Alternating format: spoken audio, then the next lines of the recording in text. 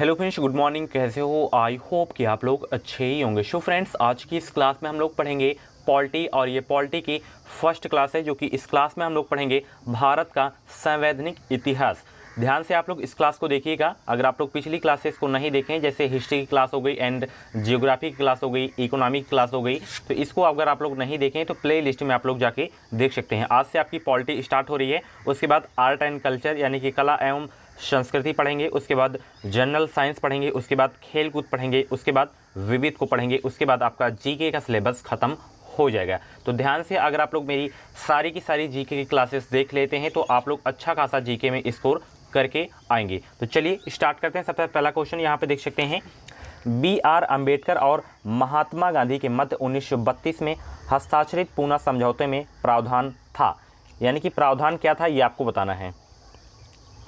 तो इसमें देखिए प्रावधान जो था हरिजनों के लिए आरक्षण सहित संयुक्त निर्वाचन क्षेत्र का देखिए प्रावधान था पूना समझौते में। ऑप्शन डी करेक्ट होगा इस क्वेश्चन का राइट आंसर। अगर आपको इनके क्वेश्चंस आ रहे हैं तो आप लोग लास्ट में आप लोग अपना स्कोर भी बताइएगा। 24 प्रश्नों को हम लोग इस क्लास में सॉल्व करेंगे, तो 24 में से आपके जितने भी क्वेश्चंस करेक्ट हों तो आप लोग अपना नाम और स्कोर जरूर बताइएगा। सूची फर्स्ट को सूची सेकंड के साथ सुमिलित करना है आपको। यहाँ पे देख सकते हैं सूरत विभाजन है, सांप्रदायिक अधिनिर्णय है, सर्वदलीय सम्मेलन, पूर्ण स्वराज का संकल्प, ये सब जो है कब हुए थे ये आपको बताना है। सभी लोग जवाब दें। और इसमें 5 ऑप्शन है, याद होगा तभी आप लोग कर पाएंगे इसको।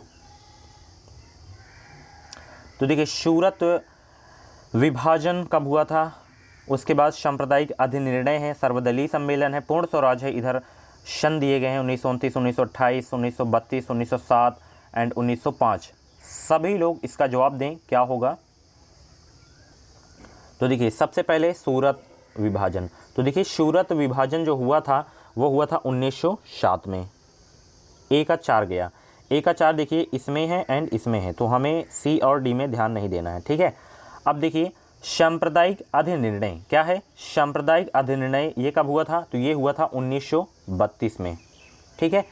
बी का 3, तो बी का 3 इसमें भी है इसमें भी है, तो अभी और आगे हमें चेक करना है। सर्वदलीय सम्मेलन ये हुआ था 1928 में, यानी कि सी का 2, सी का 2 इसमें दिया गया है, इसमें नहीं दिया गया, तो ऑप्शन बी वाला आपका सही हो जाएगा। उसके बाद पूर्ण स्वराज का संकल्प जो है 1929 में हुआ था, यानी कि ऑप्शन बी वाला सही हो जाएगा। इसको आप लोग नोट्स में नोट करिएगा, ठीक है। जैसे सूरत विभाजन कब हुआ है, सांप्रदायिक अधिनिर्णय कब हुआ है, सर्वदलीय सम्मेलन कब हुआ है, पूर्ण स्वराज का संकल्प कब हुआ है, सारे के सारे आप लोग ऐसे पहले लिख लीजिएगा, उसके बाद इनके सामने लिख लीजिएगा, ठीक है, कौन कौन से हुए हैं, ठीक है।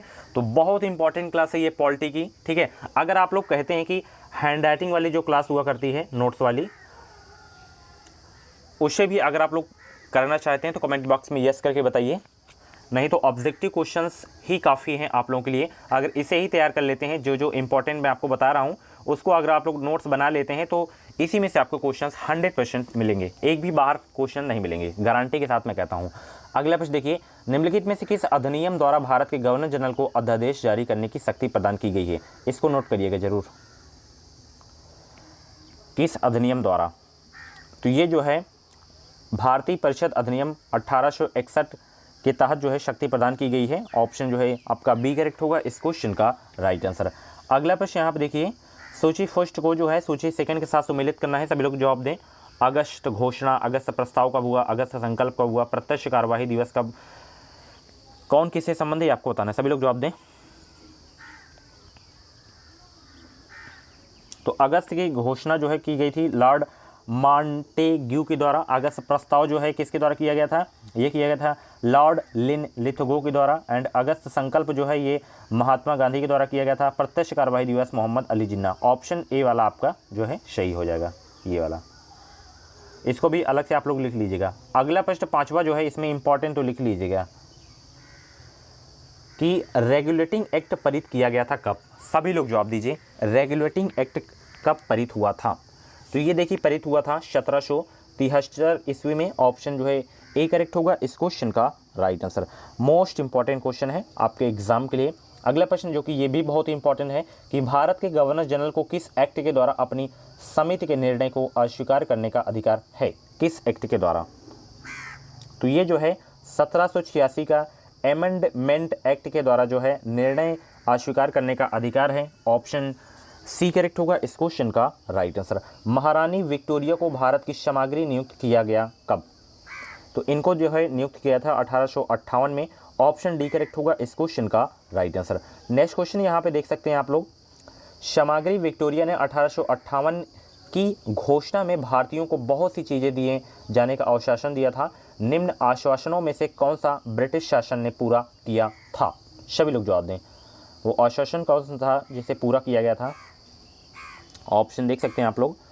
तो वो जो है पूरा किया गया था, देसी रजवाड़ों की यथा स्थिति बनाए रखी जाएगी, ये आश्वासन जो है पूरा किया गया था। ऑप्शन बी करेक्ट होगा इस क्वेश्चन का राइट आंसर।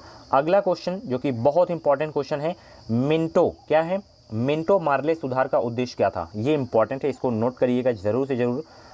मिंटो मार्ले सुधार का उद्देश्य क्या था? तो इसका जो है उद्देश्य ये था पृथक निर्वाचन प्रणाली। क्या? पृथक निर्वाचन प्रणाली। ऑप्शन ए करेक्ट होगा इस क्वेश्चन का राइट आंसर। मार्ले मिंटो सुधार बिल किस वर्ष में पारित किया गया? ये इंपॉर्टेंट है। मार्ले मिंटो सुधार बिल किस वर्ष में पारित किया गया? अगर आप लोग नोट कर रहे हैं तो जिनमें मैं इंपॉर्टेंट लिख रहा हूँ केवल उनको ही आपको नोट करना है, ठीक है। मार्ले मिंटो सुधार बिल किस वर्ष में पारित किया गया था? तो ये जो है पारित किया गया था 1909 में। ऑप्शन जो है बी करेक्ट होगा इस क्वेश्चन का राइट आंसर। अगला प्रश्न जो कि इंपॉर्टेंट है आपके एग्जाम के लिए, मुसलमानों के लिए अतिरिक्त निर्वाचन मंडल प्रारंभ में किसके द्वारा लाया गया? तो ये जो है लाया गया था मार्ले मिंटो सुधार 1909 के तहत। ऑप्शन बी करेक्ट होगा इस क्वेश्चन का राइट आंसर।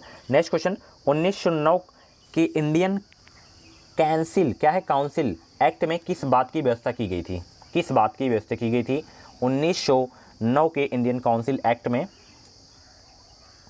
तो इसमें जो है बात की जो व्यवस्था की गई थी वो है सांप्रदायिक प्रतिनिधित्व बात की जो है व्यवस्था की गई थी 1909 के इंडियन काउंसिल एक्ट में। ऑप्शन जो है आपका बी करेक्ट होगा इस क्वेश्चन का राइट आंसर। अगला प्रश्न यहाँ पे देख सकते हैं आप लोग, मॉन्टेग्यू चेम्सफोर्ड सुधार में प्रावधान का सार था।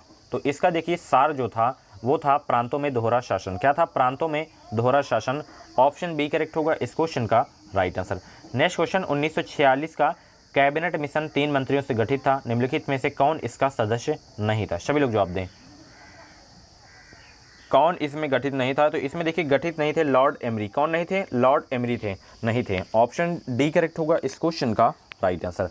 नेक्स्ट क्वेश्चन यहाँ पे देखिए, कैबिनेट मिशन योजना के विषय में कौन सा सही नहीं है?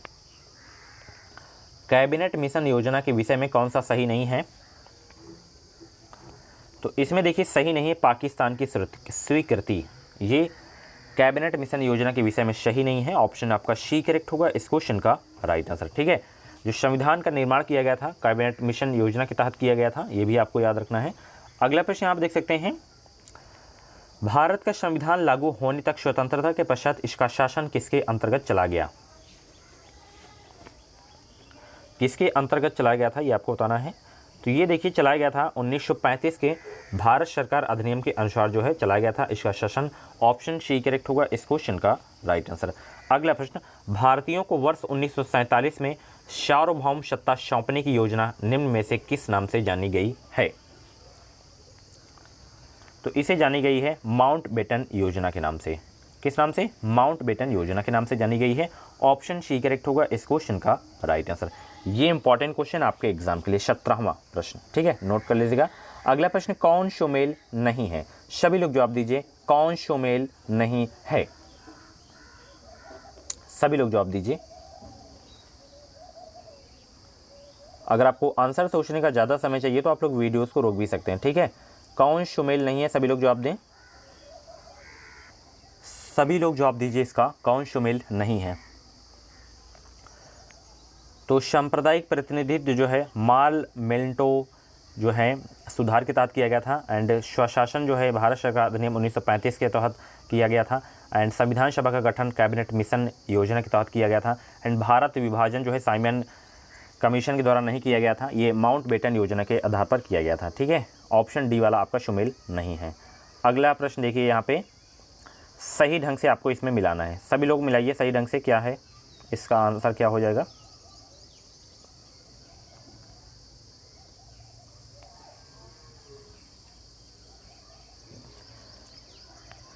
तो इसका देखिए ऑप्शन बी वाला सही हो जाएगा। ए का थर्ड एंड बी का फर्स्ट चला जाएगा, सी का 4 चला जाएगा, डी का 2 चला जाएगा, ई का 5 चलेगा।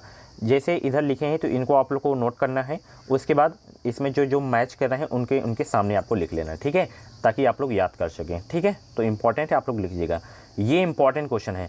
भारत की आज़ादी के समय इंग्लैंड में किस पार्टी की सरकार थी? मोस्ट इंपॉर्टेंट क्वेश्चन है। इसी तरह के क्वेश्चंस आपके एग्जाम में पूछे जाएंगे। भारत की आज़ादी के समय इंग्लैंड में किस पार्टी की सरकार थी? तो इसमें देखिए जो पार्टी थी वो थी लेबर पार्टी। इंग्लैंड में जो पार्टी की थी वो थी लेबर पार्टी की सरकार थी, जब भारत का जो है अपना देश जो है आज़ाद हुआ था। ओके, ऑप्शन ए करेक्ट होगा इस क्वेश्चन का राइट आंसर। केंद्र में द्वैध शासन किस अधिनियम के अंतर्गत स्थापित किया गया? सभी लोग जवाब दीजिए। केंद्र में द्वैध शासन किस अधिनियम के अंतर्गत स्थापित किया गया था? तो ये स्थापित किया गया था भारत सरकार अधिनियम 1935 के तहत। ऑप्शन सी करेक्ट होगा इस क्वेश्चन का राइट आंसर। निम्न शब्दों पर विचार कीजिए। जैसे यहाँ पे समाजवादी है, प्रजातांत्रिक है, सार्वभौमिक है, धर्मनिरपेक्ष है, इसको सभी शब्दों को जो है विचारानुसार क्रम दीजिए, आपको देना है।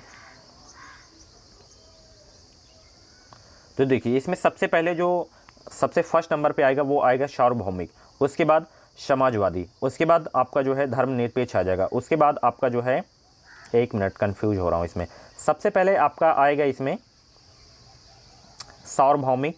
ओके, उसके बाद इस यहाँ पे मैं काट दे रहा हूँ, सबसे पहले सार्वभौमिक, ठीक है, उसके बाद आपका आ जाएगा यहाँ पे फर्स्ट लिखे दे रहा हूँ तो सी हो गया, उसके बाद धर्मनिरपेक्ष, एक मिनट, अच्छा हाँ सही है, मैं 21 को वहाँ पे देख रहा हूँ। निम्न शब्दों पर विचार करना है हमें, तो सबसे पहले जो आपका आएगा वो आएगा सार्वभौमिक, ठीक है, उसके बाद समाजवादी आएगा, उसके बाद धर्मनिरपेक्ष आ जाएगा, ठीक है, उसके बाद जो है आपका ये प्रजातांत्रिक आ जाएगा। ओके, तो ऑप्शन जो है आपका ए वाला सही हो जाएगा। ओके, अगला प्रश्न यहाँ पे देख सकते हैं जो कि बहुत इंपॉर्टेंट है। किस अधिनियम की प्रमुख विशेषता प्रांतीय स्वायत्तता थी? सभी लोग जवाब दें।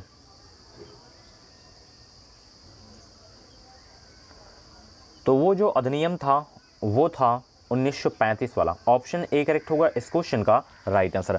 लास्ट क्वेश्चन इस क्लास का है, भारत में सचिव का पद किसके द्वारा निर्मित किया गया था? सभी लोग जवाब दीजिए। सचिव का पद जो है किसके द्वारा निर्मित किया गया था? सभी लोग जवाब दीजिए। तो ये देखिए जो है निर्मित किया गया था भारत में सचिव का पद जो है ये किया गया था भारत सरकार अधिनियम 1858 के तहत। ऑप्शन जो है आपका बी करेक्ट होगा इस क्वेश्चन का राइट आंसर। सो फ्रेंड्स, ये थी आपकी पॉलिटी की फर्स्ट क्लास। आज से आपकी पॉलिटी की क्लासेस स्टार्ट हो गई हैं, तो ऐसे ही आप लोग प्रिपरेशन करते रहें, बहुत ही अच्छा स्कोर आप लोग करके आएंगे, ठीक है। अगर आपको फ्री सेट लेना है तो बेहतरीन तैयारी आप लोग मेरे साथ ऐसे ही करते रहें, ठीक है।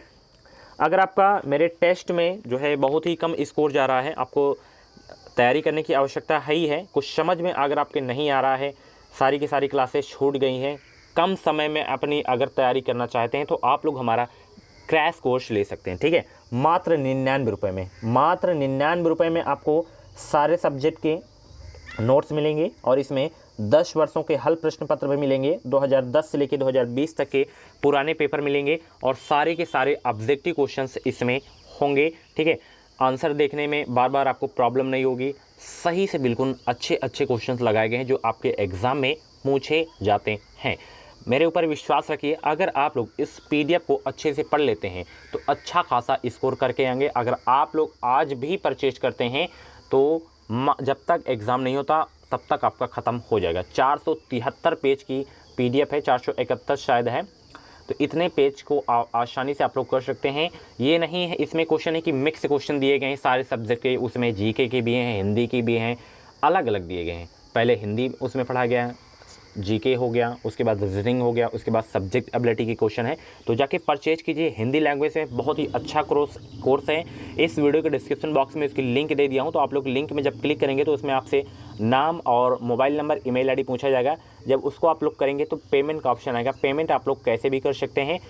जब पेमेंट आपका कंप्लीट हो जाएगा, सक्सेसफुल हो जाएगा, तो उसके बाद आपको डाउनलोड का ऑप्शन आ जाएगा। डाउनलोड करने के बाद ऊपर आपको जो है एक पासवर्ड दिखाई देगा, तो आप लोग उसे ओपन करके अपनी तैयारी स्टार्ट कर सकते हैं। Thank you. इस वीडियो को लाइक और शेयर करना मत भूलिएगा, ठीक है। और ऐसे ही वीडियोस पाने के लिए चैनल से जरूर जाइए, चैनल को सब्सक्राइब करके बगल में बेल आइकन को ऑल पे प्रेस कर लीजिएगा। ये जो क्लास चल रही थी, इस क्लास की अगर आपको PDF चाहिए तो टेलीग्राम चैनल से ज्वाइन हो जाइए। इस वीडियो के डिस्क्रिप्शन बॉक्स में टेलीग्राम चैनल का नाम है education with Sahil. And BEd से रिलेटेड अगर आपके मन में कुछ डाउट है तो आप लोग कमेंट बॉक्स में क्वेरी कर सकते हैं। उसमें अगर आपका डाउट क्लियर नहीं हो रहा है तो इंस्टाग्राम पे मुझे फॉलो करें और वहाँ पे आप लोग मैसेज कर सकते हैं। Thank you. इस वीडियो को लाइक और शेयर करना मत भूलिएगा।